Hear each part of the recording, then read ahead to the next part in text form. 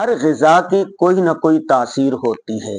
رزق حلال کی اپنی تاثیر ہے اور رزق حرام کی اپنی نحوست ہے۔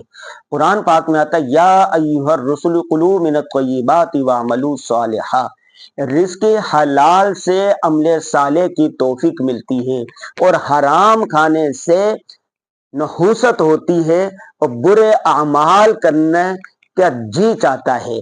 تو آپ نے جب روزے رکھ رہے ہیں تو اہتمام کریں، روزہ حلال کے مال سے افطار کریں، حرام حلال کی چیزوں سے اس کو رکھیں، حرام سے آپ نے بچنا ہے۔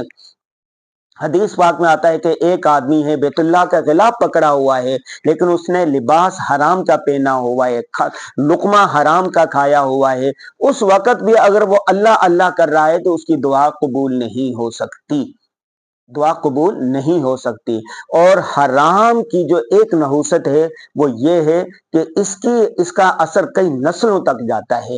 آپ اپنی اولاد کو رزق حلال کا لقمہ کھلائیں اور کوشش کریں کہ آپ کا کاروبار، آپ کی فیکٹری، آپ کا رزق، آپ کا کاروبار، ہر چیز جو ہے نا وہ حلال طریقے سے ہو جائے، حرام سے بچیں۔